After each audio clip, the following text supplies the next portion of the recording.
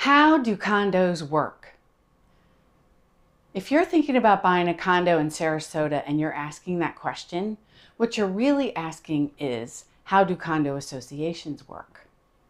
And condo associations are like mini sovereign nations. They have their own government, their own geographic area, their own elected officials, and their own laws. If you're asking that question, then you know that buying a condo is much more than just buying the one that you like the most. Buying a condo includes examining the community association to make sure that you're going to be happy when you're living there. Let me break it down. First, what is it that you actually own when you buy a condominium? Well, what you own is exactly what you see when you walk over the threshold through the doorway into your unit. You own the flooring, you own the cabinets, you own the light fixtures.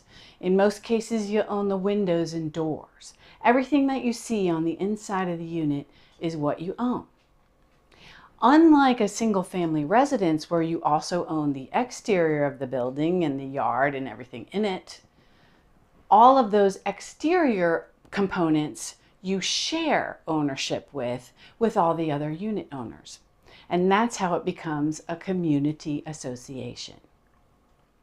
Community associations have their own laws. They are established by what's known as their governing documents. In Florida, those documents are known as the Declaration of Condominiums, Articles of Incorporation, bylaws, covenants and restrictions, rules and regulations, things like that. And those are established to protect the unit owner's rights and to let everybody know what owners can and cannot do. Community associations have their own elected officials. You, as a unit owner, get a vote in what happens in there, including who serves on the board of directors. The board of directors consists of people who are your neighbors. They're not paid for what they do, and they're responsible for making the decisions that affect everybody in the community. The board of directors not only has to follow the governing documents for the particular association, they are also subject to Florida law. Community associations in Florida are among the most heavily regulated in the entire country. And that can be a surprise to people who are moving down here from other states. Florida Statute 718 is devoted entirely to condo associations. And those laws are there to protect unit owners' rights, to establish how associations are to be governed, to spell out exactly what the responsibilities are of the board of directors, and to make sure that the associations are maintaining their buildings and common areas in a way that focuses on the safety of the people who live there. As I mentioned earlier, the board of directors has the job of maintaining the common elements of the community.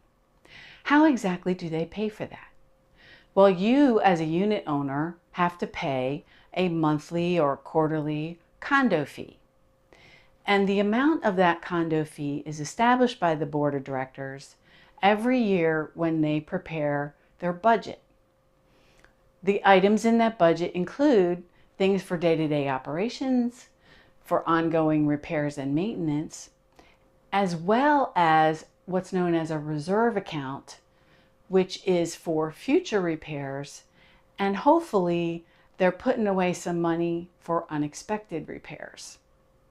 Unexpected repairs do come up in associations, and when that happens, if there's no money available, then the unit owners get slapped with a special assessment. And nobody likes getting slapped with a special assessment. That's why I always preach when I do any of these videos, if you've seen any of my other videos, that you must take the time to review the financials of an association you're thinking of buying in and make sure that they're planning for expected and unexpected expenses. So how do you, as a unit owner, find out how to read these governing documents and find out what Florida laws impact your association? Well, I can give you some help when it comes to reading your governing documents. You can download my free guide called Condo Document Checklists, where I list and describe all the documents that you should ask for when you're thinking of buying a condo. The link to that document is below in the comments, so click on it and get your free copy. My other recommendation is for you to get involved in your local chapter of an organization called Community Associations Institute, better known as CAI.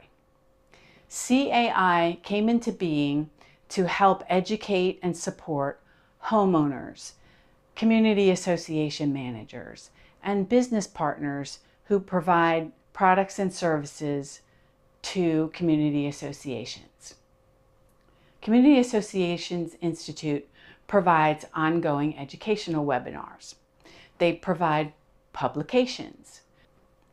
There's even an online open forum that homeowners, community association managers, and business partners can all collaborate on issues that their communities face and what solutions they came up with. It's a nationwide, in fact, it's an international open forum, and it's very educational.